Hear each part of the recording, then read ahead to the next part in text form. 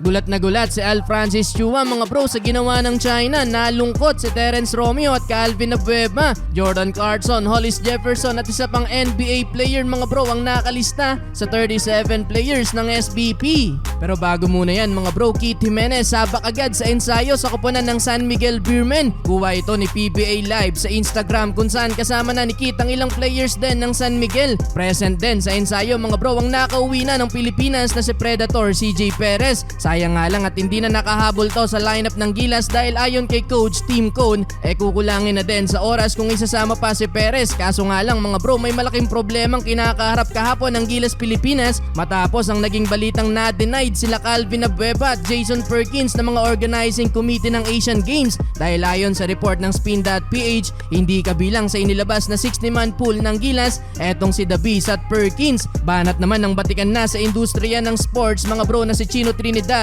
puro mga collegiate players ang kabilang sa inilabas na 60-man team na ilang araw na lang din mga bro magsisimula na ang panibagong season. Nasabihan pa ng tanga ang gumawa ng lineup na isinubmit sa committee. Naging pahabol lang kasi sa lineup ng Gilas mga bro para sa Asian Games etong si Calvin at Perkins pero kung delix ang dalawang yan possible ding malagay sa alanganin etong si Terence Romeo at Moala Tautua. Duda tuloy ng iba baka China ulit ang may pakana nito dahil sila din ang host country kaya naman sa kanila magbabase yung mangyayaring rule sa Asian Games. Sumabay pa sa bad news mga bro ang pagkaka-ruled out naman ni RR Pugoy sa Gilas Pilipinas dahil hindi ito pinayagan makapaglaro matapos mag-fail sa kanyang medical clearance. Kaya naman tila nagkasunod-sunod na ang problema mga bro na kahit etong si Calvin Abueva napapost sa kanyang Instagram account na kalaunan dinilit niya din na humihingi ng sorry sa mga fans etong si The Beast. Pero kahit na nga ganun mga bro hindi pa din magbaback out sa Asian Games ang pambansang koponan. Bali kumpirmado na mga bro na hindi makakasama ang apat na players na nabanggit kanina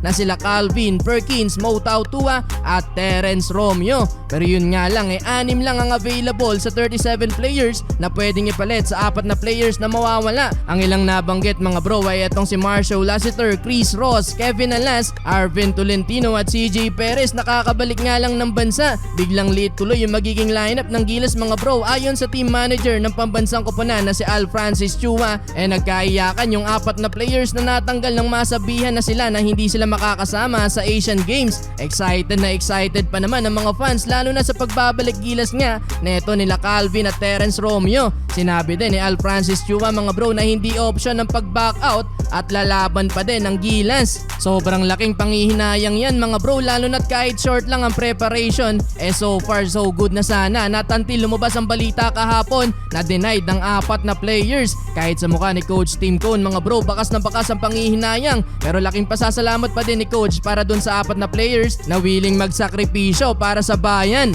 Well, ayon sa list na inilabas ng SBP mga bro, kabilang sa 37 players, etong si Jordan Clarkson bilang import. Kinonsider din mga bro ang naturalized import ngayon ng Jordan na si Hollis Jefferson at ang NBA player din sa ngayon na si Onyeka Okongwu. Problema lang mga bro puro mga bilig boys ang nasa listahan na imposible nang makalaro sa Asian Games. May ilan din college players pero yun nga 6 lang ang available sa 37 players na nakalista. Ang ginawa namin si Romeo saka si Mo nasa list bago kami matulog. Pagising namin wala na 30 na lang ang natitira. So wala na rin sila sa list.